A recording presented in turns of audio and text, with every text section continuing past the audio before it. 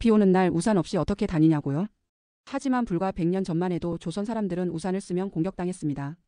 하늘의 은혜를 막는다는 이유로요. 그리고 더 거슬러 올라가면 우산은 비가 아니라 권력을 가리는 도구였습니다. 왕의 머리 위를 떠받치던 상징, 남자가 들면 조롱당하던 물건, 그리고 독침을 숨긴 암살 도구이자 민주화의 깃발. 오늘은 우산이 어떻게 그늘에서 혁명으로 변해왔는지 그 놀라운 여정을 따라가 봅니다. 우산, 지금 이 순간 당신의 현관 어딘가에 놓여 있을 그 평범한 물건. 비가 오면 펼치고 개면 접는 너무 당연해서 생각조차 하지 않는 도구. 하지만 이 물건이 처음 등장했을 때 그건 비를 막기 위한 게 아니었습니다. 권력을 보여주기 위한 것이었죠. 우산의 뿌리를 찾아가면 라틴어 엄브러를 만나게 됩니다. 그림자, 그늘이라는 뜻이죠. 비가 아니라 햇빛을 가리는 것. 그것이 우산의 본래 목적이었습니다. 기원전 24세기. 지금으로부터 약 4000년 전 메소포타미아의 아카드 왕국. 사르곤 대왕의 승전비에는 한 장면이 새겨져 있습니다. 왕의 머리 위로 누군가 커다란 양산을 들고 서 있는 모습. 그 양산은 단순히 더위를 피하려는 도구가 아니었습니다. 이 사람이 왕이다라고 외치는 시각적 선언이었죠. 고대 이집트, 바빌론, 페르시아, 인도. 모든 문명에서 우산은 같은 의미를 가졌습니다. 신과 가까운 존재. 하늘 아래 그늘을 누릴 자격이 있는 자. 그 증거. 일반 백성은 떼약볕 아래 그을리며 일했지만 왕과 귀족은 누군가 들어주는 우산 아래 시원하게 서 있었습니다. 그것이 신분이었고 질서였고 세계였습니다. 심지어 우산을 들어주는 사람조차 따로 있었습니다. 고대 이집트에서는 우산을 드는 자라는 뜻의 공식 직책이 존재했고 그 자리는 왕실 내에서 상당한 명예로 여겨졌죠. 우산 하나 들어주는 것만으로도 권력의 일부가 되는 시대. 그만큼 우산은 특별한 물건이었습니다. 그런데 흥미로운 건 이 시절의 우산은 비와 전혀 관계가 없었다는 겁니다.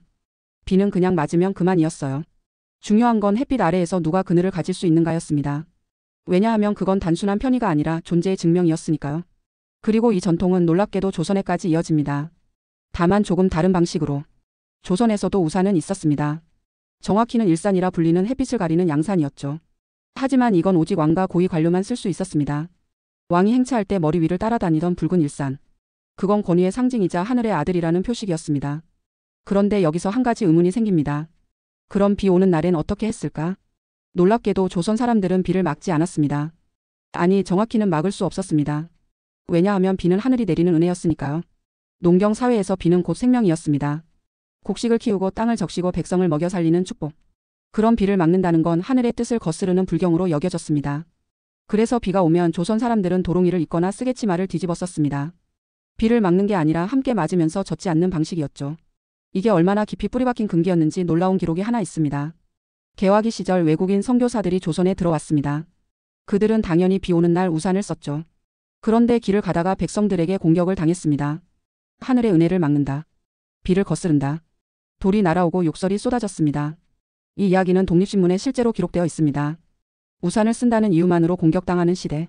지금의 우리에겐 상상조차 어려운 풍경이지만 당시엔 그만큼 비가 신성한 것이었습니다. 그래서 조선의 비 오는 날 풍경은 독특했습니다. 도롱이를 걸친 남성들, 쓰개치마로 얼굴을 가린 여성들, 그리고 왕의 행차 때만 등장하는 붉은 일산. 그리고 하나 더. 지금은 거의 잊혀진 순우리말이 하나 있습니다. 슈루. 사람을 보호한다는 뜻을 담은 우산의 옛 이름이었습니다. 한자어 우산보다 훨씬 따뜻하고 인간적인 단어죠. 누군가를 지켜준다는 마음이 담긴 이름. 하지만 이 단어는 역사 속으로 사라졌고 우산은 여전히 금기의 영역에 머물렀습니다. 그렇다면 질문이 남습니다. 비를 막는 진짜 우산은 언제 어디서 시작된 걸까? 그리고 어떻게 우산은 왕의 특권에서 모두의 일상이 되었을까? 그 답을 찾기 위해 우리는 동쪽으로 눈을 돌려야 합니다. 비를 막는 우산. 지금 우리가 아는 그 우산의 기원을 놓고 동양과 서양은 각자의 이야기를 품고 있습니다. 그 중에서도 중국은 강하게 주장합니다. 우산은 우리가 만들었다고. 춘추 전국시대 기원전 5세기경. 노반이라는 장인이 있었습니다. 목수이자 발명가였던 그는 전설 속에서 공예의 신으로까지 추앙받는 인물이죠. 그가 아내를 위해 비를 막는 도구를 만들었다는 이야기가 전해집니다. 처음엔 나무 기둥에 천을 씌운 형태였지만 점차 접고 펼 수 있는 구조로 발전했다고 합니다. 중국은 이 이야기를 근거로 우산의 발명을 자국의 역사로 기록합니다. 실제로 한자산을 뜯어보면 재미있는 구조가 보입니다. 위에는 사람인이 4개 모여있고 아래에는 10씹이 있습니다. 마치 여러 사람이 모여 지붕을 이루는 모양. 비를 피하는 집의 형태를 상형화한 문자라는 해석이 있죠. 언어 자체에 우산의 개념이 새겨진 겁니다. 그리고 중국에서는 실제로 우산이 일찍부터 사용되었습니다.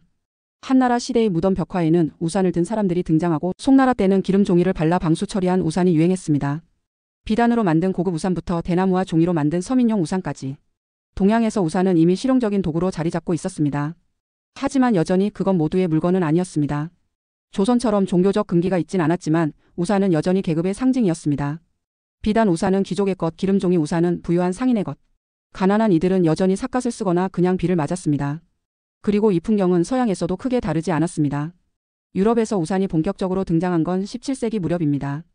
프랑스 궁정에서 귀족 여성들이 양산을 들고 다니기 시작했죠. 햇빛에 그을리지 않은 하얀 피부가 귀족의 증표였던 시대. 양산은 미의 기준이자 신분의 표식이었습니다. 그런데 이 시절 한 가지 묘한 규칙이 있었습니다. 남자는 우산을 쓰지 않는다. 왜냐하면 우산은 여성적이고 나약한 물건으로 여겨졌기 때문입니다. 남자라면 비를 맞으면서도 당당히 걸어야 한다. 비에 젖는 걸 두려워하는 건 체면을 구기는 일이다. 이게 당시 유럽 남성 사회의 불문율이었습니다. 그래서 비가 오면 남자들은 모자를 눌러쓰고 코트깃을 세우고 그냥 걸었습니다. 젖어도 상관없다는 듯이. 아니, 젖는 게 오히려 남자다움의 증거인 것처럼. 우산을 든 남자는 조롱당했습니다. 저 사람 봐, 여자처럼 우산을 들고 다니네. 비 좀 맞으면 어때? 남자가 그렇게 약해서야. 심지어 길에서 우산을 든 남자를 보면 사람들이 손가락질하며 웃어댔습니다. 이건 단순한 편견이 아니라 사회적 금기였습니다. 동양에서는 비를 막으면 불경이었고 서양에서는 남자가 우산을 들면 수치였던 거죠. 같은 물건 다른 이유로 똑같이 금지되었습니다. 그런데 이 금기를 깬 사람이 나타납니다. 18세기 영국 런던. 조너스 헨웨이라는 남자가 있었습니다. 그는 여행가이자 상인이었고 페르시아를 여행하며 그곳 사람들이 우산을 쓰는 걸 봤습니다. 왜 비를 그냥 맞아야 하지? 막으면 되는데.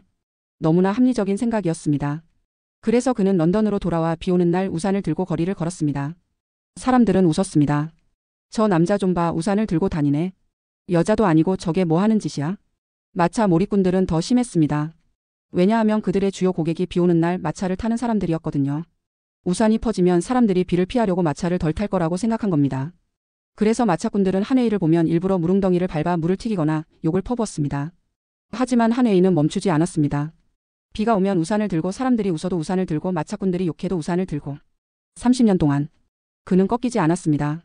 그리고 서서히 변화가 일어났습니다. 처음엔 조롱하던 사람들이 점차 따라하기 시작했습니다. 저 사람 비에 안 젖네? 솔직히 편해 보이긴 하는데 나도 하나 사볼까? 한 사람의 고집이 사회 전체의 관습을 뒤집기 시작한 겁니다. 그리고 한웨이가 죽은 뒤 영국 사회는 그를 기렸습니다. 남자도 우산을 쓸 수 있게 만든 사람. 심지어 한동안 영국에서는 우산을 한웨이라고 부르기도 했습니다. 그의 이름이 우산의 대명사가 된 거죠. 그리고 이 변화는 멈추지 않았습니다. 기술의 발전이 시작되었으니까요. 1705년 프랑스의 장 마리우스 진 마리어스가 최초의 접이식 우산을 발명합니다. 휴대하기 편하게 접고 펼 수 있는 구조. 이전까지 우산은 크고 무거운 물건이었지만 이제 주머니에 넣고 다닐 수 있게 되었습니다. 1848년 영국의 사뮤엘 폭스 세뮬 파크스는 혁신적인 소재를 도입합니다. 고래뼈 대신 강철 우산살. 고래뼈는 가볍고 유연했지만 비쌌고 구하기 어려웠습니다.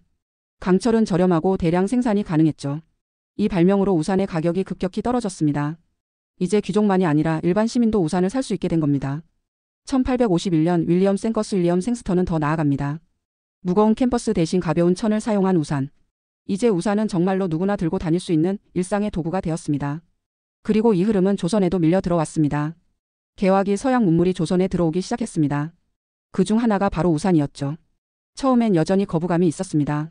하늘에 비를 막다니. 우리 방식을 버리는 건가? 하지만 변화는 젊은 세대에서 시작되었습니다. 특히 배화학당 같은 여학교의 학생들. 그들은 검은 박쥐 우산을 들고 거리를 걸었습니다. 쓰개치마를 벗고 얼굴을 드러내고 우산을 쓰고. 이건 단순히 비를 피하는 행위가 아니었습니다. 우리는 새로운 시대를 살 것이다라는 선언이었죠. 그리고 그 선언은 현실이 되었습니다. 우산은 더 이상 금기가 아니었습니다. 왕의 특권도 하늘을 거스르는 불경도 아니었습니다. 그냥 비 오는 날 펼치는 도구. 누구나 쓸 수 있는 평범한 물건.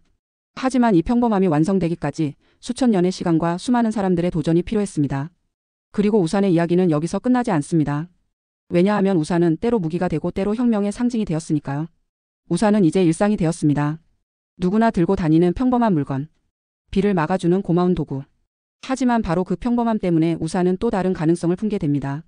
아무도 의심하지 않는 물건. 그래서 때로는 가장 위험한 물건이 되기도 했습니다. 1978년 9월 7일. 영국 런던 워털루 브리지 근처. 한 남자가 버스 정류장에서 버스를 기다리고 있었습니다. 게오르기 마르코프 지아지 마코브. 불가리아 출신의 작가이자 언론인이었던 그는 조국의 공산 독재 정권을 비판하다 망명한 인물이었습니다. BBC 라디오에서 일하며 불가리아 정부의 부패와 억압을 폭로하는 방송을 이어가고 있었죠. 그날도 평범한 출근길이었습니다. 버스를 기다리는데 누군가 뒤에서 다가왔습니다. 그리고 갑자기 허벅지에 따끔한 통증이 느껴졌습니다. 마르코프가 돌아보니 한 남자가 우산을 들고 서 있었습니다. 미안합니다. 실수였어요. 남자는 황급히 사과하고 택시를 잡아타고 사라졌습니다. 마르코프는 이상하다고 생각했지만 대수롭지 않게 여겼습니다. 우산 끝에 찔렸을 뿐 별일 아니라고. 하지만 그날 저녁 그는 고열에 시달리기 시작했습니다. 다음 날 아침 병원에 실려갔습니다. 의사들은 원인을 알 수 없었습니다. 그리고 사흘 후 마르코프는 사망했습니다. 부검 결과 그의 허벅지에서 지름 1.5의 작은 금속 구슬이 발견되었습니다. 백금과 이리듐 합금으로 만들어진 정교한 캡슐. 그 안에는 리신 RICIN이라는 독극물이 들어 있었습니다. 리신은 피마자 열매에서 추출한 맹독으로 해독제가 없습니다. 단 0.0002g만으로도 사람을 죽일 수 있는 치명적인 독이죠. 그리고 그 독을 그의 몸속에 쏘아 넣은 건 우산이었습니다. 우산 끝에 숨겨진 압축 공기 장치. 겉보기엔 평범한 우산이지만 내부에는 정교한 암살 무기가 장착되어 있었던 겁니다. 이 사건은 불가리아 우산 사건으로 알려지게 됩니다. 냉전시대 동유럽 공산 정권의 비밀 경찰과 KGB가 협력해 벌인 암살이었죠. 우산은 이렇게 은밀한 죽음의 도구가 되었습니다. 아무도 의심하지 않는 평범함. 그 안에 숨겨진 치명적인 폭력. 그리고 이 이야기는 영화와 소설 속으로 파고들었습니다. 제임스 본드 시리즈 첩보 스릴러 암살자의 클리셰. 우산은 이제 킬러의 상징이기도 했습니다. 하지만 우산은 반대편에서도 상징이 되었습니다. 죽음이 아니라 저항의 상징으로. 2014년 9월 28일. 홍콩. 수만 명의 시민들이 거리로 쏟아져 나왔습니다. 그들이 요구한 건 단순했습니다. 우리 스스로 우리의 지도자를 뽑게 해달라. 중국 본토 정부는 홍콩 행정장관 선거에 친중 후보만 출마할 수 있도록 제안했습니다. 형식적인 선거 이미 정해진 결과. 홍콩 시민들은 이에 반발했습니다. 그리고 거리를 점거했습니다. 경찰은 진압에 나섰습니다. 체류탄이 날아왔습니다. 물대포가 쏟아졌습니다. 그때 시민들은 손에 들고 있던 걸 펼쳤습니다. 우산. 비를 막던 그 우산을 이제 체류탄을 막는 방패로 사용한 겁니다. 투명한 비닐 우산은 시야를 확보하면서 물대포를 막아냈고 천 우산은 체류가스를 희석시켰습니다. 수천 개의 우산이 거리를 메웠습니다. 노란색, 파란색, 검은색 투명한 우산들. 그 아래서 사람들은 외쳤습니다. 우리는 포기하지 않는다. 그리고 이 운동은 이름을 얻었습니다. 우산 혁명 엄브렐러 레볼루션. 아니 우산 운동 엄브렐러 무브먼트. 혁명이라는 단어가 너무 과격하다는 이유로 시위대 스스로 운동이라고 불렀지만 세계는 이미 그들을 혁명으로 기억하고 있었습니다. 우산은 이제 단순한 도구가 아니었습니다. 그건 민주주의의 상징이었습니다. 비폭력 저항의 아이콘이었습니다. 시민의 용기를 시각화한 이미지였습니다. CNN, BBC, 뉴욕타임스. 전 세계 언론이 홍콩의 우산을 보도했습니다. 우산을 든 시민들의 사진은 그의 가장 강렬한 이미지 중 하나가 되었습니다. 그리고 그 이미지는 예술이 되었습니다. 홍콩의 거리 곳곳에 우산 그림이 그려졌습니다. 벽화, 포스터, 조형물. 우산은 이제 홍콩 민주화의 영원한 상징이 되었습니다. 아이러니한 건 이 두 이야기가 같은 물건에서 시작되었다는 겁니다. 1978년 런던에서 우산은 독재의 도구였습니다. 반대자를 제거하는 은밀한 폭력의 무기. 2014년 홍콩에서 우산은 민주주의의 도구였습니다. 폭력에 맞서는 평화로운 저항의 방패. 같은 물건 정반대의 의미. 그리고 이 극명한 대비는 우산이라는 물건이 품은 본질을 드러냅니다. 우산은 그 자체로 선하지도 악하지도 않습니다. 그저 누가 어떻게 쓰느냐에 따라 의미가 결정되는 것. 권력을 상징할 수도 저항을 상징할 수도. 죽음을 전할 수도 생명을 지킬 수도. 비를 막던 평범한 도구가 역사의 가장 극적인 순간들 속으로 들어간 겁니다. 그리고 우리는 이제 알게 됩니다. 우산은 단순한 물건이 아니라는 걸. 그건 인간의 선택을 담는 그 그릇이라는 걸. 때로는 은밀하게, 때로는 당당하게. 때로는 어둠 속에서, 때로는 햇빛 아래에서. 우산은 계속해서 이야기를 만들어 왔습니다. 그리고 그 이야기는 아직 끝나지 않았습니다. 우산. 지금 이 순간 당신의 집 어딘가에 놓여 있을 그 물건. 우리는 그걸 너무 당연하게 여깁니다. 비가 오면 펼치고 개면 접고 잃어버리면 편의점에서 다시 사고. 그냥 평범한 일상의 도구. 하지만 우리가 지금까지 따라온 이야기를 돌이켜보면 그 평범함이 얼마나 특별한 것인지 알게 됩니다. 4000년 전 우산은 왕의 것이었습니다. 신과 가까운 자만이 그늘을 가질 수 있었죠. 1000년 전 우산은 금기였습니다. 하늘의 은혜를 막는 건 불경이었고 남자가 들면 조롱받았습니다. 200년 전 한 사람의 고집이 그 금기를 깼습니다. 30년 동안 비웃음을 견디며 우산을 들고 걸었던 사람. 그리고 100년 전 기술이 그 변화를 완성시켰습니다. 접이식 구조, 강철, 우산살, 가벼운 천. 이제 우산은 누구나 살 수 있는 물건이 되었습니다. 그리고 현재 우산은 여전히 진화하고 있습니다. 자동으로 펼쳐지는 우산, 거꾸로 접히는 우산, 바람에도 뒤집히지 않는 우산. 심지어 AI 기술을 접목해 날씨를 예측하고 알림을 주는 스마트 우산까지. 우산은 멈추지 않습니다. 하지만 정말 중요한 건 기술의 발전이 아닙니다. 우산이 품고 있는 의미의 변화입니다. 우산은 처음엔 차별의 도구였습니다. 가진 자와 못 가진 자를 나누는 선. 왕과 백성, 귀족과 평민을 구분하는 시각적 표시. 그러다 우산은 자유의 상징이 되었습니다. 금기를 깬 사람들, 관습에 도전한 사람들, 새로운 시대를 연 사람들. 그들이 든 우산은 단순히 비를 막는 게 아니라 나는 나의 선택을 따른다는 선언이었습니다. 그리고 우산은 연대의 도구가 되었습니다. 홍콩 거리에서 우산을 든 시민들은 혼자가 아니었습니다. 수천 개의 우산이 함께 펼쳐졌을 때 그건 개인의 보호막이 아니라 공동체의 방패가 되었습니다. 우리는 함께 서 있다. 우산이 전하는 메시지였습니다. 그리고 지금 우산은 일상의 배려가 되었습니다. 비 오는 날 누군가와 우산을 함께 쓰는 순간. 사랑하는 사람에게 우산을 건네주는 순간. 같이 쓸래요? 하고 낯선 사람에게 우산을 나눠주는 순간. 우산은 이제 권력도 저항도 아닌 인간미를 담는 물건이 되었습니다. 옛 조선의 순우리말 슈루. 사람을 보호한다는 뜻. 그 따뜻한 단어가 다시 떠오릅니다. 우산은 결국 누군가를 지켜주는 물건이니까요. 비에서, 햇빛에서, 체류탄에서, 외로움에서. 우산은 무언가로부터 우리를 보호합니다. 그리고 그 보호는 때로 물리적이고 때로 상징적이며 때로 감정적입니다. 하지만 우리는 자주 있습니다. 우산 하나에도 이런 긴 이야기가 담겨 있다는 걸. 편의점에서 5,000원짜리 비닐 우산을 사면서 우리는 생각하지 않습니다. 이 물건이 왕의 권력을 상징했고 종교적 금기였으며 사회적 혁명을 일으켰고 때로는 살인 무기였고 때로는 민주주의의 깃발이었다는 걸. 그냥 비를 피하려고 삽니다. 그리고 그게 맞습니다. 왜냐하면 그 당연함이야말로 수천 년의 변화가 우리에게 준 선물이니까요. 우산을 쓰는 게 특권이 아니라 권리가 된 세상. 우산을 들었다고 조롱당하지 않는 세상. 우산을 썼다고 공격받지 않는 세상. 우산이 누구의 것도 아니고 모두의 것인 세상. 우리는 그런 세상에 살고 있습니다. 그리고 그 세상은 저절로 만들어진 게 아닙니다. 조나스 한웨이처럼 30년을 견딘 사람들이 있었습니다. 배화학당 여학생들처럼 쓰개치마를 벗고 우산을 든 사람들이 있었습니다. 홍콩 시민들처럼 평범한 우산을 방패로 든 사람들이 있었습니다. 그들이 만든 변화 위에서 우리는 편하게 우산을 쓰고 있습니다.